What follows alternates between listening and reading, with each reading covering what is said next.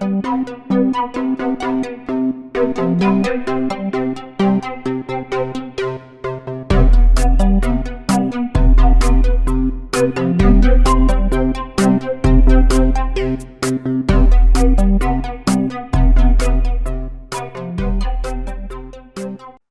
to the 10th episode of Silver Lining for Learning. My name is Punya Mishra, and I'm Associate Dean and Professor at the Mary Lou Fulton Teachers College at Arizona State University. I want to welcome all of you who are following on our YouTube live channel. And, Silver Lining for Learning seeks to take a different look at this disruption that we are currently undergoing. And I'm joined in this by Kurt Bonk, Changye Chen, Chris Didi, Scott McLeod, and Young Zhao. Today's edition is hosted by me, Punya, and Kurt and Chris will be co-hosts, and the others are working the back channel on the YouTube Live. It's always great to see all the people who join us there and the active sort of chat that happens on that. This is the second week I'm missing that, so I'm looking forward to getting back to the back end of it in the next few weeks. Just to give a little bit of context, and an immense human tragedy is unfolding in front of us right now. I don't know how many of you are following the news coming out of India, which is of personal interest to me, and it is heartbreaking. And I'm deeply sensitive, to the fact that some of the conversations we are having really have no relevance to millions of people and children who are fighting for survival and basic needs. But if anything that this virus has shown us is that it does not care who it attacks, but its effects are far, far worse than the already disadvantaged. And I think it's important for us in this conversation to acknowledge this privilege that we have, but also to look forward to the future, to find that silver lining in this situation and to learn from it for the future. But we can be sure of one thing, right? That there will be a future, and the future will depend very deeply on learning and education.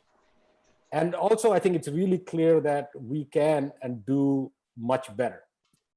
And I think that's particularly appropriate for the creation of new paradigm systems and new educational ecologies. And that's, I think, part of the reason I'm thrilled to have Dr. Shawn Loescher as our guest today. I'll give a brief introduction to him, but I'll rather have him talk about himself and have Kurt and Chris also introduce themselves. Shawn is an active practitioner. He is the CEO of Urban Discovery Schools, an inner city K-12 school system in San Diego. He has brought design thinking and action research to the forefront of how his school functions. He has been recognized last year as a TED Innovative Educator. The talk, by the way, the TED Talk is on the Silver Lining website. I got to know Shawn when he was completing his EDD doctoral degree at Arizona State. By the way, the degree received the AERA Action Research Dissertation of the Year Award for this year, 2020. He recently spoke at our Doctoral Research Council at ASU, and that talk is on our website as well. And I really recommend this 20-minute talk by Shawn because it was one of the best keynotes that I've heard. He has also written a blog post for the Silver Lining website, which you can see, which is one of 3. So I'm still waiting. We're still waiting for the other 2, Shawn. And I think mainly Shawn is one of the sort of very thoughtful, reflective practitioner with a very strong humanistic core, which I have genuinely appreciated to get to know him over the past years or so. And he has been doing some really interesting work post-COVID-19 in the schools that he's working in. And I would love to hear something more about that. But with that, I will pass it on to Kurt and Chris to introduce themselves, and then Shawn, on to you before we open it up to discussion. Hi, I'm Kurt Bonk from Indiana University in Instructional Systems Technology, interested in non-traditional, informal, open learning environments, e-learning and all that, and MOOCs. And I'll leave it at that. And I'm Chris Didi from Harvard University. I want to echo Punya's comments about the poor and the marginalized and the disproportionate burden that's falling on them. But the strongest lever that we have is education. And I think this site is dedicated to trying to make education that works for everyone, not just for the advantaged. Shawn? Thank you very much. My name is Shawn Loescher. I'm coming to you today from San Diego, California. I am the Chief Executive Officer of Urban Discovery Schools. Urban Discovery Schools is a public TK, so 4-year-olds all the way through 12th grade education system. It is a laboratory school model, which means that we have an agreement with the local school district to independently operate.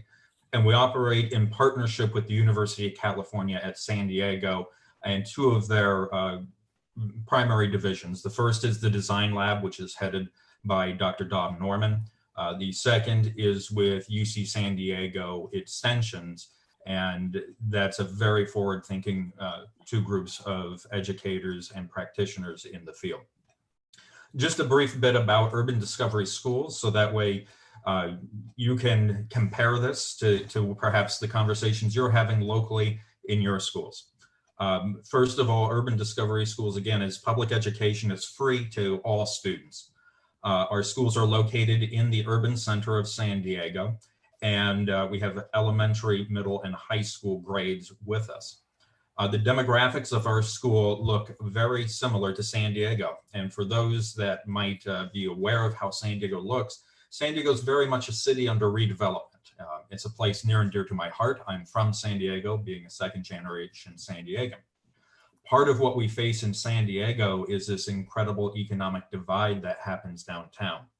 You're going to have Section 8 housing and students living in the lowest quartiles of poverty, going to school and living 2 blocks away from people that own multi-million-dollar 2-bedroom condos in high-rises. So our schools have a wide variety of students. It has students that come to us on bus passes, students that come to us in Teslas, and students that cross rides with each other. And we consider this a great strength of our learning community. It allows for us to understand and more deeply empathize with our human conditions. And I really appreciate, Punya, your comments up front, because we have people hurting. We have people hurting that are parents and students, people that are hurting from the direct effects of COVID-19 with infections around us, but also the indirect effects of this virus, which include escalating unemployment and how that pertains to people in poverty in particular who are losing their jobs in disproportionate amounts. It pertains to how we approach our learning and our dispositions in terms of looking at family structures, because we clearly have families living in poverty, and those families oftentimes with 2, 3, 4 kids are trying to maintain having food on the table, making sure that they have some semblance of normality in their lives, but also trying to work through some things that are more difficult in those conditions, where we have our older students at times taking care of their siblings and teaching their siblings. So that's a bit of a background on our schools, which you have indicated fully and accurately are based upon this disposition and methodology called design thinking, which very much is about a deconstruction and reconstruction of possibilities and what can be done within any system, but not just looking at it from one aspect, looking at the system more in its entirety, looking at how it impacts families and communities and students and teachers and staff members together. I think the last part of our story that we should share with you is that we here in California, most of our schools, particularly in San Diego County and Los Angeles County, Riverside counties, and the greater Southern California region, we did close our doors, our school doors, on March 13th of this year. Our school system from Urban Discovery had been preparing for that for some time and had already been offering families distance learning options because we wanted to honor our families that we knew had family members at high risk. We know how this virus, it has particularly deadly attributes when it comes to families that have underlying health conditions or children with underlying health conditions. And we were also concerned that we just don't have enough information on what this does to children. So we began that process of offering distance learning to our families, but we did close our doors on March 13th. What was a fundamental difference that we can share with you is we were open for learning, including all IEP and 504 and student support services. We were open for learning on Monday, March 16th. And that was for TK through 12 education. And the primary reason for that was a disposition that thoroughly believes in the importance of education and that we have to continue educating our children, and that any crisis response is in fact not just a wicked problem, right? It's not just complex. This is a super wicked problem. And we wanted to avoid this sort of threat of discounting our students' future to simply address what was happening at the present. We knew we had to do both at the same time. So with that, I would turn it back over to you, Punya, so that we can engage in some dialogue. So, so a couple of quick questions just to start us off. And I know that people will start dropping questions on the chat and so on and so forth. And I'm sure Chris and Kurt would have questions as well. So I'm going to actually start from something completely different, because I think what that captures is something that I think a mindset that you bring to this issue, and I think that the organization overall, and I think it speaks to the systems, the leadership that made this move in over like a weekend possible, right? And you have a blog post on your site, which I don't think is, I think it was meant more for people within your organization, but it's still public, so I could find it. And it speaks to this idea of the role that desks play in education. And I think what that blog post sort of revealed to me was a deeper sort of a willingness to question assumptions. And that organizationally, that what you're trying to do is create a space where people are always looking at things in front of them and saying, why is it this way? Why can we go back to what our key role is and reimagine what it can be? So as an organization, you're building that culture right from the very beginning, COVID or not.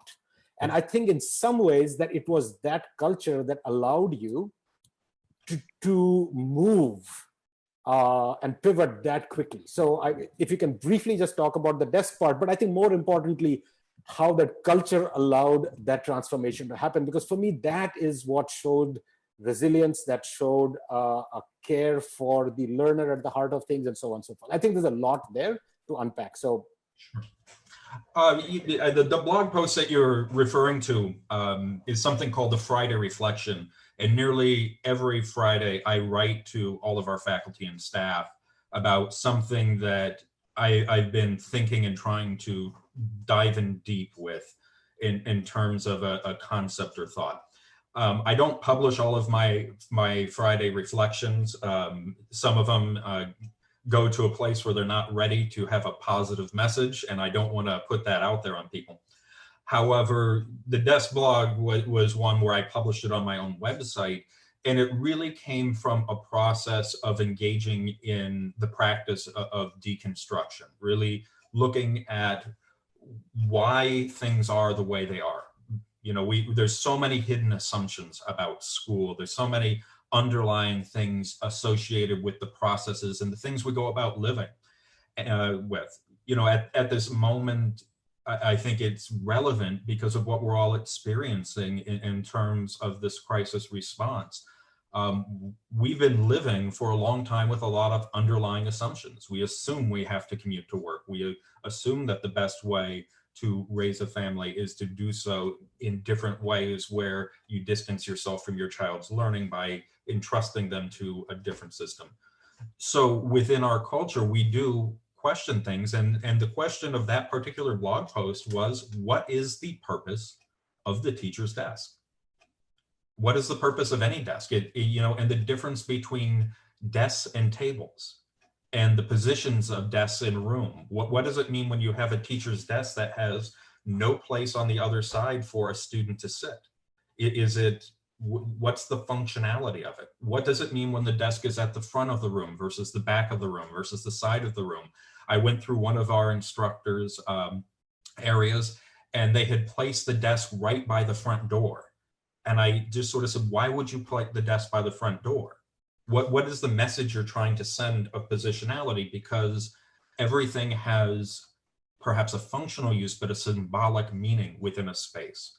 And the question became, what is the purpose of the teacher's desk if we have accepted together that the learning process is a social construction that we do together?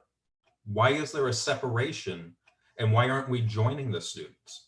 And I noted that where desks were, even within our own organization, with some people pushing them up against the walls and using them like workstations versus formal desks, very much reflected how they were approaching things in the room.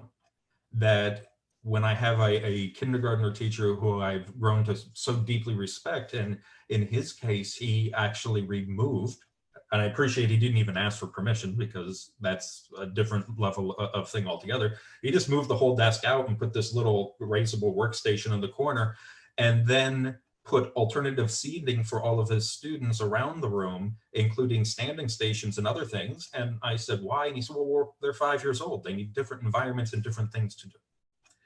So it was really about questioning, what are the purposes? What are the symbolic reasonings? How does it represent power structures? And if we're trying to engage in a pedagogy of liberation, or this idea that we can impart education as part of a way of forming a more just world, then why do we have a power structure that from the first day of your induction into this process indicates a seat of power and a separation? And we're willing to engage in those conversations, and even some of the ones that are even more fun, like, what is a teaching wall? I mean, what does it teach? You know. So, Scott, just to expand on that, I mean, can you just now make the transition from how that kind of a culture, I think, allowed the fact that the teacher didn't take permission, how that in your system allowed you to move to respond to COVID-19? And I think that after that, I will move on to Kurt and Chris and any questions they may have, and then open it up further. Yeah. I would say one of the things that was there is we began, and I stated, we closed on the 13th. Our response began about 2 weeks earlier of technology surveys, which consisted of us calling homes, making sure that our students had access to internet, making sure that we had a computer distribution system in place and IT supports, everything that needed to be there.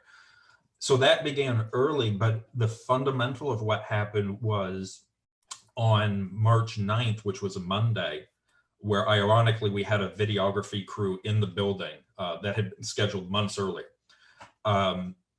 We held a full day that was primarily dedicated to this notion that schools, for the first time in our lifetime, could be closed, all of them. And what had happened in this disposition is, first of all, this disposition within design thinking not only gives permission to fail, so long as you're trying your hardest, it actually says you're going to fail as part of the growth learning cycle, that this is natural, this is normal, and that you have to build up a resilience because failure is part of the innovation process.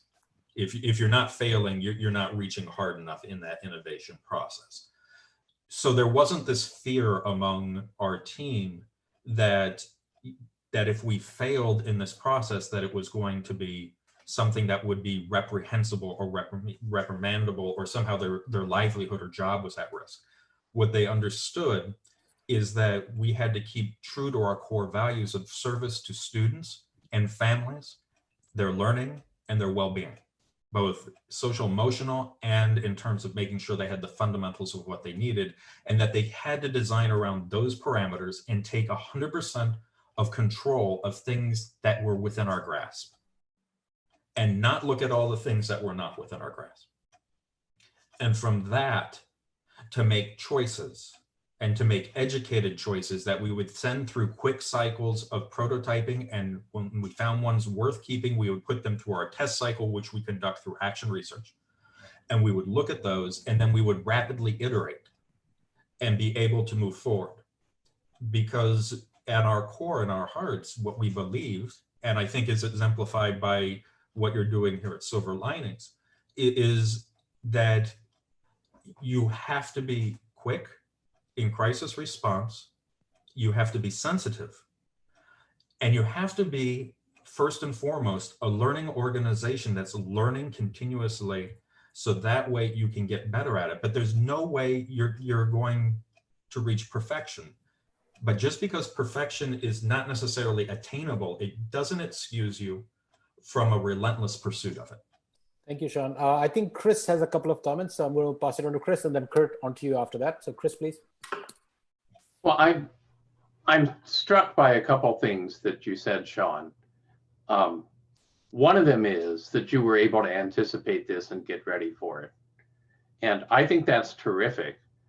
And I personally was making personal choices in mid-February, anticipating this and getting ready for it. And I don't say that to make a claim about being some kind of wizard prognosticator, because I think the handwriting was on the wall well before the middle of March. Why is it then that just about every educational institution, including Harvard, was caught completely flat-footed by this and was dumping students out into the street because they were so panicked about liability with no advance plan? That's something that is not being discussed. And yet, if we're ever going to get better, we really need to ask, why was there such a massive failure of preparing for this on the part of almost every institution? Because your school, alas, is unusual, and that's a compliment to you. But it wasn't rocket science to figure this out. But the other thing that I want to comment on that you said that I think is even more important is you didn't shut down service to students with unusual learning needs just because they weren't face-to-face with a teacher in a classroom anymore. And I have been appalled by how many educational leaders in districts and unions have said, we're not going to serve anybody because we're very worried about compliance. You know, we don't want to be sued because we're not doing enough for students with special needs, so we won't do anything for anybody.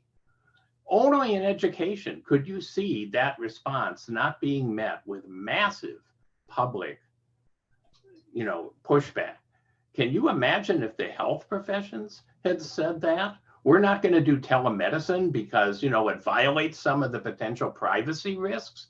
So best of luck, take 2 aspirin and call me when the pandemic is over. I mean, it's difficult to believe that more educators are not getting called on this kind of behavior. I don't mean teachers.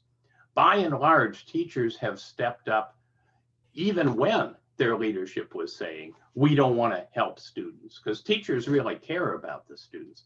But I have to say, I had expected more outcry about what I think is disgraceful. I think, Chris, you've hit on a few things. First is we're going to look back on this, and I think there's going to be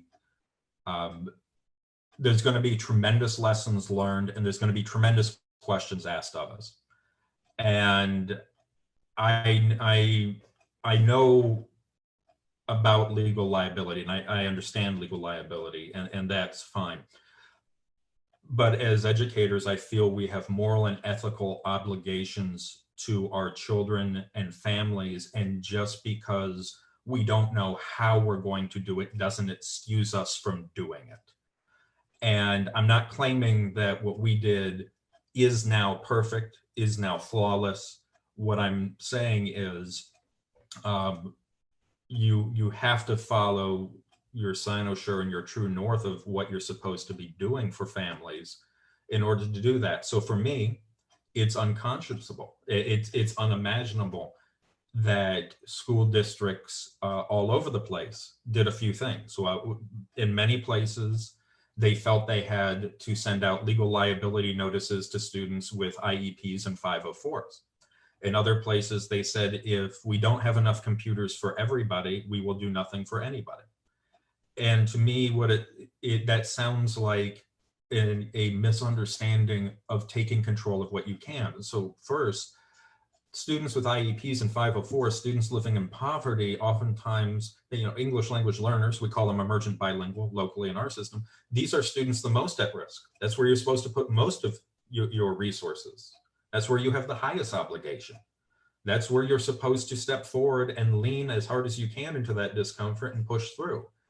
And if it means that you don't know what the case law is going to be, well, put yourself in the shoes of the administrative law judge judging you and saying, well, Do I judge them for trying something that didn't work, or do I judge them from claiming that they're absolved of any responsibility? I'd rather try something and have it not work than say, well, I didn't even bother to try to figure it out. Next is the question that comes up in terms of when you don't have resources for all. Well, then you put the resources to dedicating them to some of the social injustices that exist. If you don't have computers for all, what an opportunity you have at this moment to turn and say, we're going to focus on the students that are the furthest behind and the most in need. And we're going to focus on what we're going to be able to do for them right now. And we're going to continue to try and figure this out. So I do believe there's always this possibility of looking at any situation and looking at what you can take control of. Now, I can't administer AEP, adaptive PE in person. I can do something via teleconference. I can pick up the phone, right? These are all possibilities. I can't do speech language pathology in person. I can still do it in other ways. What struck me, Chris, is what you said is how many people said, no, we couldn't. And in this process of a crisis, you really had a natural reaction that we all have as humans, but systems have the same reaction, right? You can fight, you can flight, or you can freeze. We chose to fight. What we found was a lot of places just froze, and froze for 50 days, so froze for a long period of time, waiting for this to pass. But from our opinion, this is our children's one time in school. We cannot walk away from 2, 3, 4 months of learning. We have to do what we can and continue. And personally, we're finding the resources of running all through the summer to make sure that any students that are not doing as well in this environment with engagement and learning have more opportunity to do so. I just think it's the right thing to do. Thank you, Shawn. Kurt? Chris, did you have a follow-up to that? I'm sorry. Okay. I do have a follow-up for Chris. I want to know what he's investing in stocks, if he's able to predict the future. And I want to send him a warning that, if you advertise this too much, that Harvard might put you in career counseling in addition to your current job, and life planning and career planning. So don't blog on this, I'm saying. Anyways, Shawn, I want to back up a second, because there's bound to be people watching the video later, or who are watching it now, that are going to be saying, what size of school is he dealing with, though? How many teachers does he have? How many students? They're going to want to compare a little bit. So I may have missed it. I was taking copious notes, but before I ask my question can you give us the backdrop of this a little bit? And you became CEO in 2018. Did you write the proposal to create Urban Discovery Academy, or were you hired after it was created? So can you tell us a little bit about all that and how it came to be? Sure. First, I'll give my own background so that way we can get into Urban Discovery. I've been the executive director of innovation and head of staff for mid-sized school districts, which out here in California have 20 to 25 schools. I was a district director overseeing the course of study for the second largest district in California, where I primarily worked with 67 schools and secondary school structures. Urban Discovery is a small place. It is a grouping of students, roughly 650 students, and its history is one of innovation, where a group of families came together 13 years ago when their own school was being closed and wanted to try things differently. And they went into a partnership with San Diego Unified School District to try things differently. Over the course of years, they've been through a number of iterative cycles. They're now K through 12. The group of students that are graduating, this year is the first group that started with the school and are now 13 years later graduating. How much did I write of this charter? I did not write this agreement with the school district at all. What I did do is with this board of trustees, which is a board that is wonderful to work with and very diversified. We have a retired superintendent. We have people that are highly knowledgeable of K-12 education. We have design and marketing expertise, legal expertise, a wide variety of people on that board. What we did do is have a really hard conversation when they wanted to hire me as chief executive officer. And what I've learned over the years is you're going to have a hard conversation with your board. It's better to have it up front than right at the end. So the hard conversation we had was, what is the purpose of school? And what ought to be the purpose of school? And in that conversation, when we got into it, one of the things that we agreed on is that we had to have a core philosophy about school and about our disposition. And we chose to use a educational normative philosophy. I'm oftentimes accused of being too philosophical, but I believe philosophy is at the core of almost all of the conflicts we face in education. And within our school, we are a social reconstructivist institution by name inside of our policies. And that very clearly changes the disposition of everybody in it, where you have to understand that we believe social injustice is real. We believe that cycles and institutionalized oppression is a real phenomenon, and we believe it's our role to try to alleviate that and create a more ideal future for our kids. So that's a very different working relationship that you have to be able to have with your board and community at large. How many total teachers and how many total students did you say then? Sure. Total number of faculty staff members, keeping in mind we don't have things on staff such as custodials. Those are contracted services and outside services. 64 faculty and staff members that are there, 650 students, 55% living in poverty. Our demographics are representative equally of San Diego's local population. You mentioned Don Norman. He's one of the people who keeps coming back every decade, 5 decades of change. I was reading his work in the 1980s, and as it was same with Chris. There's people out there that have impacted education consistently for decades, 5 decades in this case, in Chris's case. And it's wonderful to see those people continue to influence. And my question is, you said you'd rather try things and have them not work than not to try. It's now, according to my planner, 10 weeks since March 16th. What things have teachers tried and that have incredibly worked beyond what you would have thought possible, or what hadn't you imagined that did work? And secondly, what didn't work, but maybe didn't quite work and was still pretty impressive, and it's just a little tweak away from working? So tell us a story of something that's been a success story and something that's almost been a success. If I can just add one component, Shawn, based on some conversations we have had. Kurt's just adding to Kurt's question about teachers, but I think there is also a very important role that your community at large has played, and that interaction of the school community and the external community. So that would be wonderful to include on there. Yep, thanks. Sure. So one thing, why don't we start with organizational culture? One thing that has been phenomenal work, and one thing that we decided right out of the gate, was to acknowledge how hard this is for everybody. Okay. I know it's hard for parents. It is, and I deeply empathize with that. I have 4 kids myself, 3 of them here at home, 1 off at university in London. So it is hard for parents. It is hard for students. It is also, and I want to emphasize this wholeheartedly and acknowledge it, it is hard for our team members. And one thing that has really helped has been, we've retained a family counselor and crisis counselor for our faculty and staff to have access to as they see fit, as an anonymous service.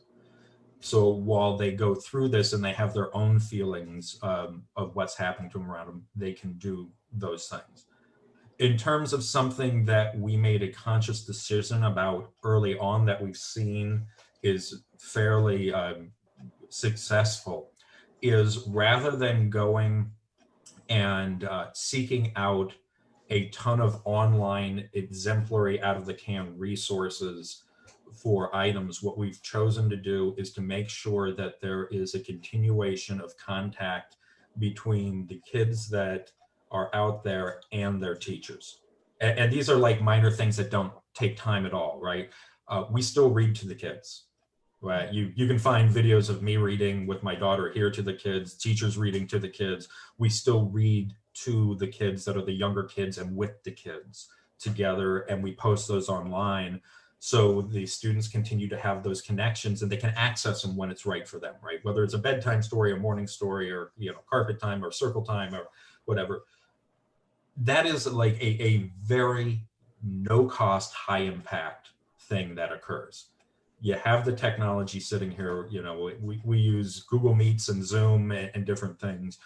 But that is really something you can do that's still low cost, high impact, students can access on their own time and own schedule. Something that we're still looking at and we're getting close on is, how do you balance out having structure versus flexibility for families as they go through this? First, I will say what I'm encouraging our team to do is to not recreate the classroom experience. The classroom is not there. And to try to conform into what was in this setting, it is not necessarily what we need to be doing. So what we're doing is we're trying to create structures that are very different, that can make up for different things across an aggregate, things that happen differently. So it's within our system, for example, for our middle and high schoolers, they have a single point of contact advisory teacher that sort of is the coordinator between families and everybody else. And then that is a semi-structured environment where students can rotate in and out and look at those items. But it's finding that right balance to say we have to have a system that works, and it has to work in these modalities that we have access to. Okay.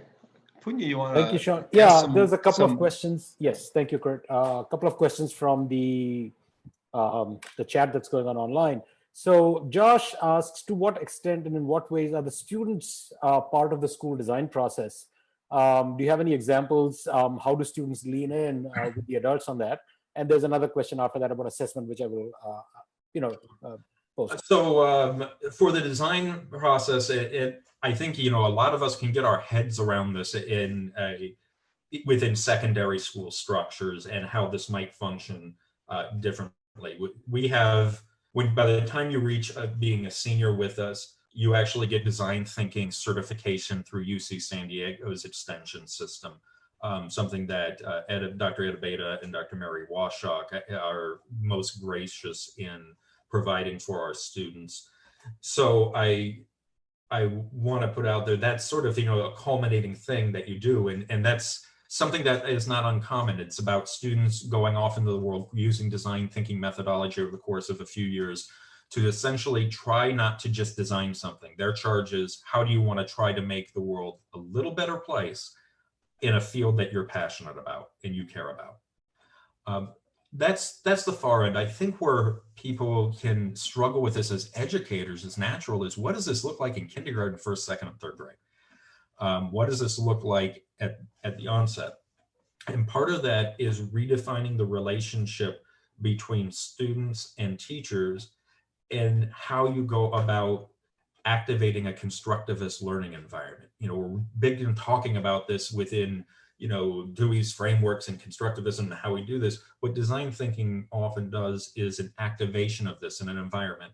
So I will give an example that came out of first grade last year from our first grade team, where they went through a full design cycle.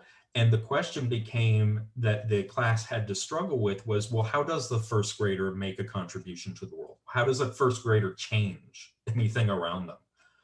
And this starts from having a cycle of learning about failure as a learning process, but learning and moving from a deficit system of thought to a growth system of thought. So, we're all very much inducted into deficit thinking. Public education does a good job, right? You want to get an A, you're never proud of an F, right? That's the way you work. When you have a spelling test and you're a kid, you get the spelling test back, 10 questions, 10 words to spell on your test. You're always going to see -3. You don't see a +7. You got certain things that you're inducted into. So it's really talking about those systems. So from the first grade class, it had to acknowledge their contextual positionality in the world. And it started with an exercise called things we can't do next, things we can't do yet. So let's talk about the things we can't do yet, but it doesn't mean we're not going to be able to do them. And how will we go about approaching this? And the first graders decided that in this process, there were certainly things that they can do. There are certain things in their power that they can do, including planting community gardens and trees. There's things within their power that they can do that involve outreach and talking with their parents about how they get to school. There's plenty of things you can do, but we're oftentimes taught that the world is so big, there's nothing you can really do about these things. So it's about inducting yourself into a process of empowerment, of understanding that you can have a transformational quality within the world around you. But how you go about do that acknowledges the context you're in and certain constraints. And the question becomes, how do you, within a different level of thinking, not thinking outside the box, which is very two-dimensional, right? We're talking about spherical thinking. How do you increase your sphere of influence around you in order to address these things? And you can do that in first and second grade. You can do that in third grade. And then you learn a certain level of resilience as you fail and your teacher doesn't admonish you for it. Your teacher instead says, look at this wonderful thing that has happened in this failure. What can we learn from this? What is here? Cool. Because we forget that that's part of the learning process. Perfect. Thank you, Shawn. I'm going to combine two comments from Priyank Sharma, who is a regular visitor on our show. So the question he had, one was around assessments. How do you think about assessments, given these structures that you've talked about, particularly in the context of COVID-19? And I think a parallel piece that I think is sort of who decides what the curriculum is.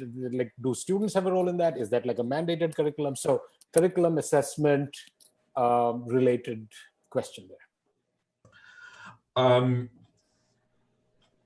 So I want to make sure I got all my notes. Curriculum and assessment related question. Sure.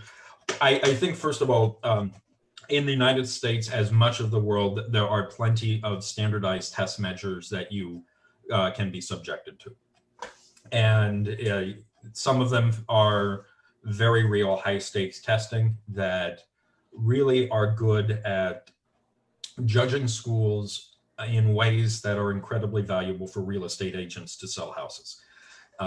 By this, I mean, it doesn't really talk about learning. It doesn't talk about growth. It talks about certain benchmarks that may or may not be relevant to where students are within their age group and where they might leap ahead or fall behind.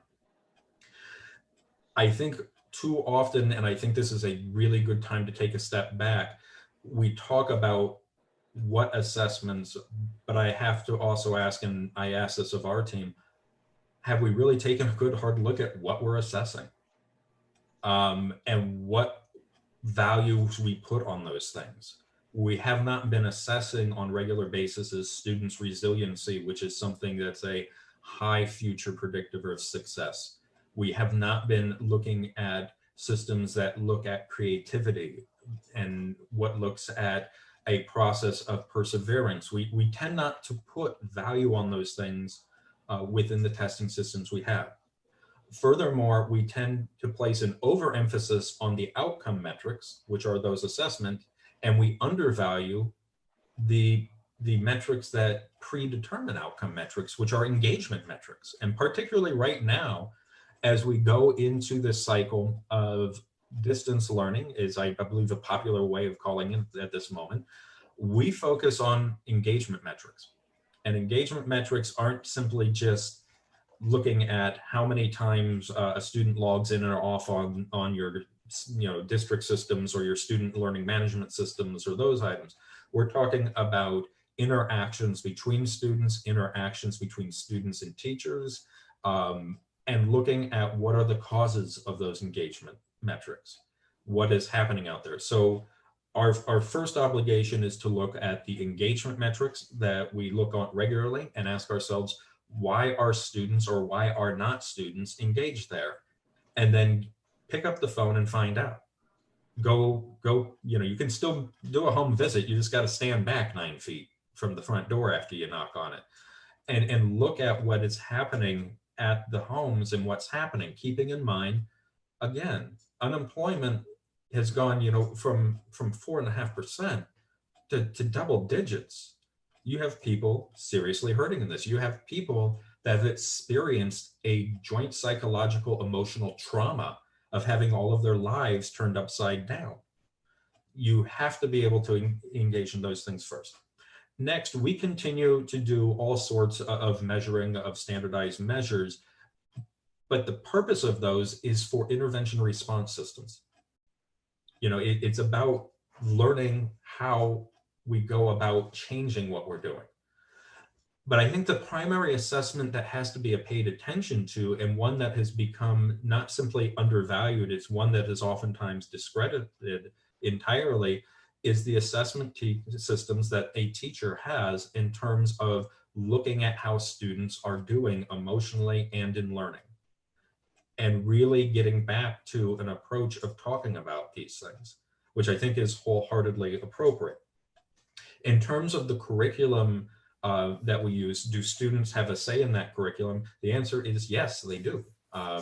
We have everything from formal to informal cycles of students participating in process improvements for the curriculum. And part of that is a design thinking process. So you don't end up like with all the kids that got A's in the curriculum giving you feedback. We get students that hadn't done well and ask why, and figure out why they weren't interested in what was happening. And we learn far more from them at times than anybody else in that conversation. Design thinking doesn't eliminate the expertise of the teacher in the educational institution. It augments it. And it augments it through voice of teachers. It augments it through voice of students, through the voice of community members and expertise. So we do have a curriculum that is co-constructed together, but it's done through a process of outreach. Perfect. Thank you. Chris, I think you had a question. I'm just looking at the time, so I want to make sure that we have some time to, I know there are some topics that I wanted Shawn to respond to. So Chris, go ahead, please.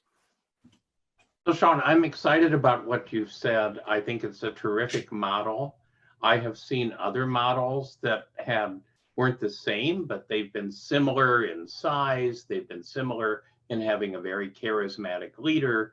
They've been similar in having highly skilled teachers who were very dedicated to what they were doing. And those models work unquestionably and have a tremendous effect on marginalized populations. But if I were state superintendent of New York or California, my problem would be with those models that I can't scale them. I can't scale them because I can't staff them. And the challenge isn't for you. The challenge is really for us in learning technologies. How do we create ancillary technologies that allow good teachers to operate within a model like this, that allow good but not great leaders to operate within a model like this? Because if we don't find a way to make it accessible beyond kind of cherry picking, then how do we move forward? I think that's a huge question for the field, and I'd like your thoughts about it. If you think I'm mistaken, and then in fact, you could staff all of San Diego if you just had the opportunity. Well, I think there's always going to be questions of scalability regarding any particular model. I don't want to comment directly on any state superintendent that may be out there, because things do look differently when you're sitting in that office. However,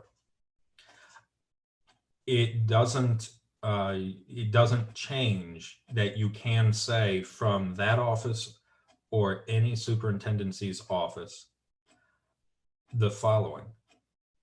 I don't care what the legal requirements say within Ed Code. We're going to provide support services to those students in need with IEPs and 504s and for marginalized communities right now.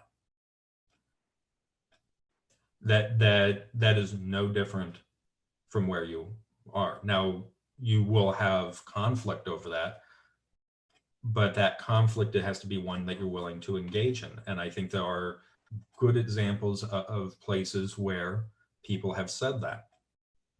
We can talk about staffing, and I think we should talk about staffing. But within this, I think there has to be various questions asked as to staffing models.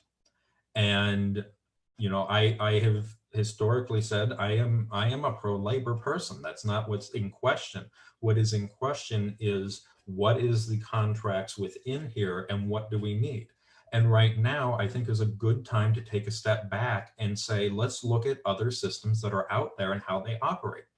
If we believe we need teachers, and I believe this, that we need teachers that can teach at very high levels, that are deeply understanding, that understand the moral and ethical implications of the work that they're engaged in. If that is what we need, that is wonderful. But then let's take a look at other systems. Because we're dealing with the healthcare crisis, let's talk about the value that nurses bring to doctors. The solution isn't always adding more doctors. Sometimes the solution is adding nurses or charge nurses or orderlies or different ways of doing things entirely based upon a scientific practice that's in place. What we have right now is an opportunity to question the very structures that we have just taken for granted for so long, hundreds of years. We just do this. And question, are we staffed appropriately for this century? Is this what we need to be doing? What can technology be of service to us in doing right now? And what needs to be the new focus of teachers? What needs to happen in this role? And what is the purpose of schools fundamentally? And I believe if we started asking different questions, we would come up with different models that are fully scalable in that conversation. But what we expect is that every teacher is the same. What we expect is everybody else is the same. But I think we have to get back to those moral and ethical implications of saying these are the dedicated structures. Public education, you know, has been in what Kuhn described as a model drift for a while now, where we've been exploring with different things. Where we are today is sitting in the middle of a crisis that could, in fact, lead to new paradigms for how we conduct public education for the next 100 to 200 years. That certainly holds the rules. So let me sneak in quickly here. When you were presenting, I had this question about your professional development of teachers and then professional development of parents. And then I thought, you know, really, he's got a lot here about innovation and creativity. And I go back to Ed Catmull's book, Creativity, Inc., the guy from Pixar. And I wonder if, you know, you've seen all these books come out in the last decade about innovation and entrepreneurship and creativity and all that. Does that underpin your ecological model? And do you do training of teachers for certain principles for creating that ambiance of failing is okay? And he had a set of principles. Do you have a similar thing that you could send us, maybe a white paper that you've written about this? Yeah, I have written about this and I'm happy to share it, and we can post it on the website on different things. Can we post it on Silver Lining for Learning? Yeah, we can post it on Silver Lining for Learning. Okay. A couple of things. First, to be brief, so that way we make sure we have everything on and on time. Having an environment of failure starts with the school leaderships admitting their own failures and talking about them and letting people know about it. Next, it's involved in an environment where people understand that you are not going to be fired for it. You're not going to lose your job for it. And that is built in two ways. First is from an evaluatory system that places a premium on people who try, and then taking those projects where they're trying new things and making that not an evaluatory process, making that part of a design thinking stretch goal and a design sprint goal that's out there. So from our standpoint, we actually do our evaluations based upon what's called XYZ criteria. X are skills that you really need to have to be fundamentally somebody that can work with kids and adults in a school. Y is a disposition towards being able to do things and try different ways of being for professionalism's sake. And we're all evaluated on that. But the Z axis of that evaluation system is one about willingness to change and embrace ambiguity and sort of that thing that's out there that's really rough to get used to. And what we tell people is, look, we want to be upfront about this. If you give this a try and it doesn't go well, the expectation is that you share what you learned from this failure so that way we can all learn and maybe it can be used somewhere else in the organization. Second is you're not going to be losing your position here for trying those new things. So that way we can create the support structures here. But if you don't want to try anything, if you don't want to try and grow as a professional practitioner of pedagogy, which is a social science, and growth is part of a social scientist's job, if that's something you don't want to do, then this isn't going to work. I hear you. Punya's probably got to wrap us up, or maybe ask a final question. Thank you. No, I think the idea of the new paradigms that you spoke of was going to be my question. So Shawn, you sort of addressed that. I'm going to make a little plug for some of the work that we're doing at ASU, because I think some of the things that Shawn talked about in terms of rethinking the way we configure the array of adults around children. We have I love the way you described it. And the solution to the healthcare issue is not necessarily more doctors, but it could mean more nurses with different kinds of roles, from nurse practitioners to people who are that.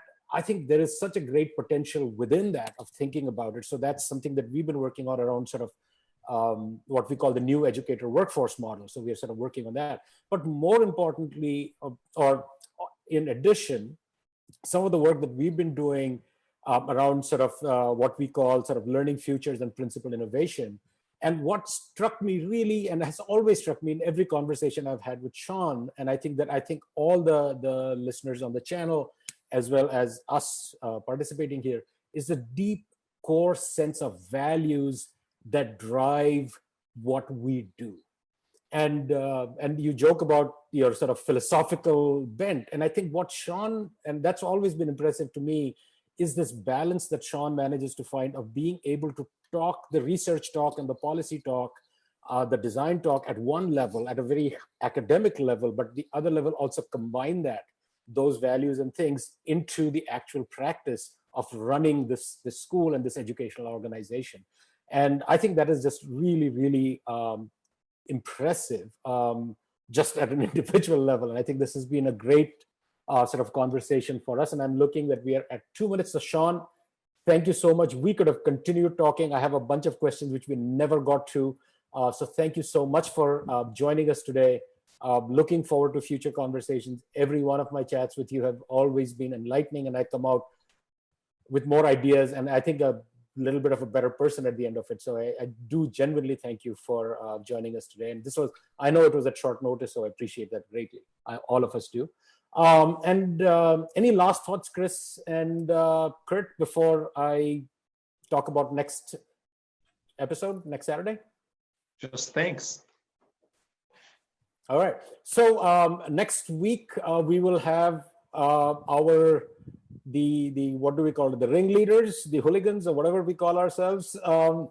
Sort of reflect back on the last few sessions that we have had. So the process that we have developed, structure we have developed here is we have guests, that allow us to explore different ideas, to interrogate our views, and to rethink assumptions and so on, learn from that. And then we have a session where we sit back and we sort of reflect on that process and think about what is it, and take questions from the audience, of course. So that's what it's going to be next week. So looking forward to everybody joining us there. Shawn, I will reach out to you with respect to anything that you want to share on the Silver Lining website. I will also keep knocking on your virtual door for those next 2 blog posts. and we are most at 3:30. So again, Shawn, thank you very much. Thank you everybody who joined the chat this week on the YouTube live channel, and the video will be up later this evening or early tomorrow morning. And thank you. Goodbye.